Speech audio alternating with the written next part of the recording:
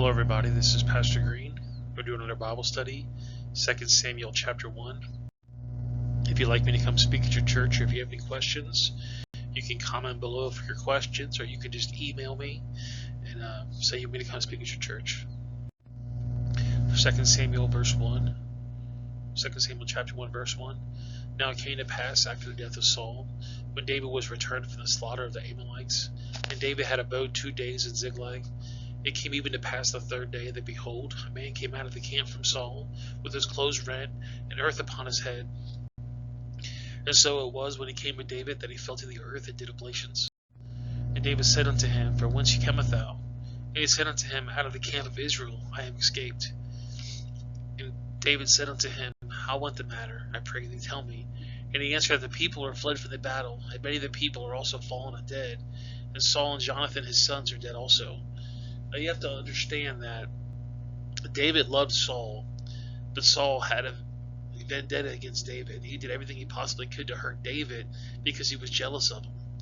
And Jonathan, Saul's son, was David's best friend, the person who seemed to care the most about him, the person who protected him the most.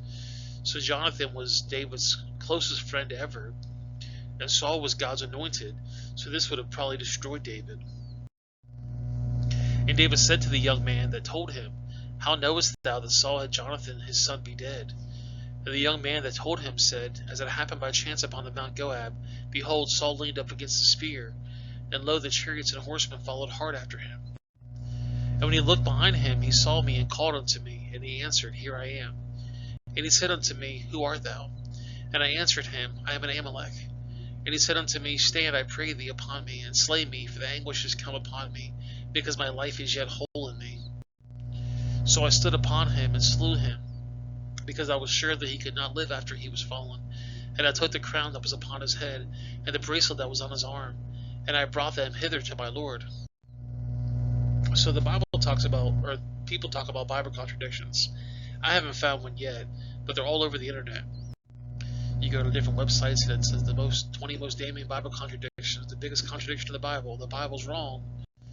There's even this thing here that says 1,000 clear contradictions and errors in the Bible. So there's one of them there talking about the death of Saul. They say this is a contradiction. Saul, 1 Samuel says one thing and 2 Samuel says something else. So the question is, how did King Saul really die? Was it suicide, or was he killed by the Amalek?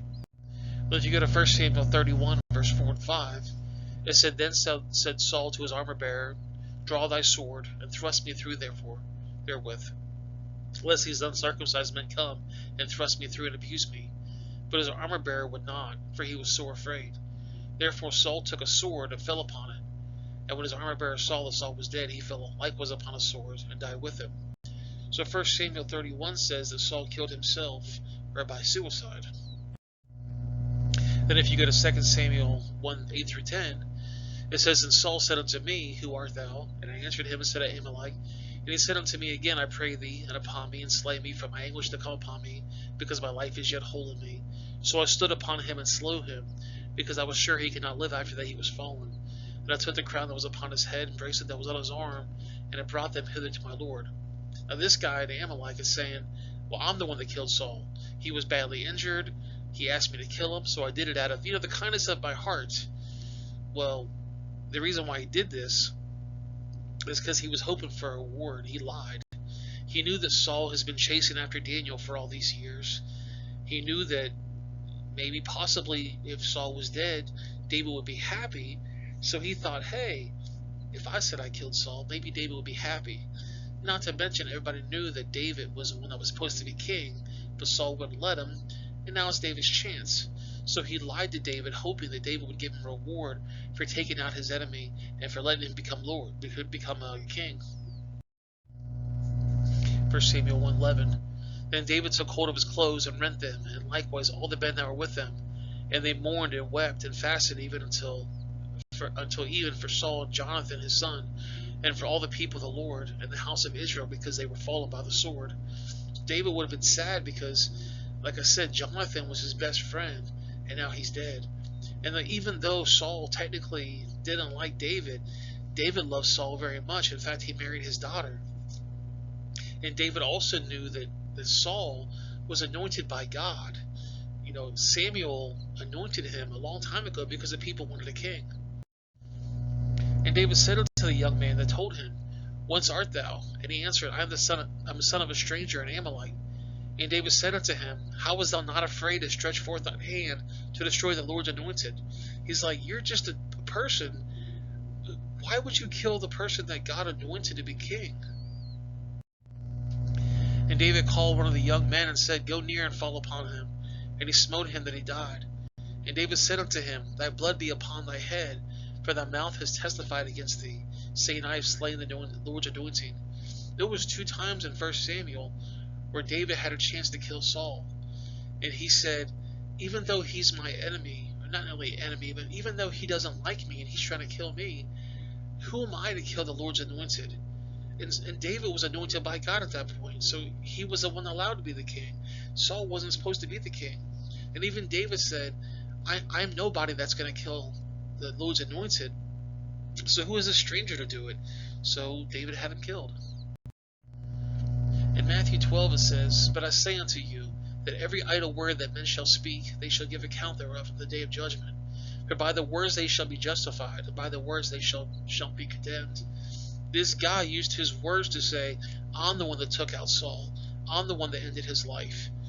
Well, David didn't like that because he was Lord's anointed, so he put his own self in the grave.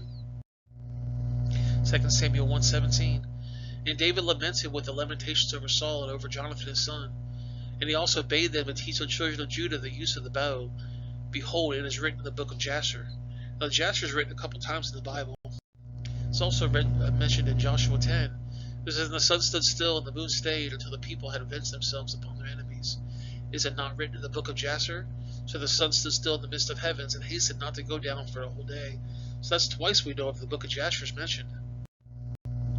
And you can actually buy the book of Jasher online. But you have to understand that just because a book of Jasher is mentioned in the Bible does not mean that the one being promoted is the one being mentioned in the Bible. And it does not mean it's inspired or should be part of God's Word. You see, people saw that the book of Jasher didn't exist, so they said we should write it. So people wrote the book of Jasher saying this is the book that they're talking about, even though, it's not. You can even buy a complete Apocrypha. Now, the Apocrypha is a Catholic Bible and it has 5 extra books. But the complete Apocrypha, because it also includes Enoch, Jasher, and the Jubilees. But the book of Jasher, if you read it, it's not a very Bible-friendly book. 2 Samuel 1:19. The beauty of Israel is slain upon thy high places, and how the mighty have fallen. Tell it not in Gath, publish it not in the streets of Askelon. And as the daughters of the Philistines rejoice, lest the daughters of the uncircumcised triumph. Ye mountains of Gobad, let there not be no dew, neither there be rain upon you in the fields of offering. For the shield of the mighty availeth cast away the shield of Saul. And though he had not been anointed with oil, for the blood of the slain and for the fat of the mighty, the bow of Jonathan turned not back, and the sword of Saul returned not empty. Saul and Jonathan were lovely and pleasant in their lives, and their deaths were not divided. They were swifter than eagles, they were stronger than lions. Yet daughters of Israel wept over Saul, who clothed you in scarlet with other delights, and put ornaments of gold upon your apparel. How the mighty fall in the midst of the battle. O Jonathan, thou wast slain in thy high places. I am distressed for thee, my brother Jonathan. Very pleased thou hast been with me. Thy love for me was wonderful, passing the love of women. How the mighty have fallen, and the weapons of war perished. Well, guys, that's the video. I appreciate you guys watching. If you have any questions, like I said, you can comment below, or you can send me an email. Make sure you like, share, subscribe, click the bell, all those things you're supposed to do. Share it on social media, let your friends see it as well. I'm going to put a couple links on the screen here. The bottom right is going to be the 2 Samuel Bible study. The top left is going to be the 1 Samuel Bible study. And then the bottom left is going to be a video YouTube things you're going to like. Usually that's the video I made before this, so you can check that out. Anyways, guys, thanks again, and I'll see you in the next video. Have a great day.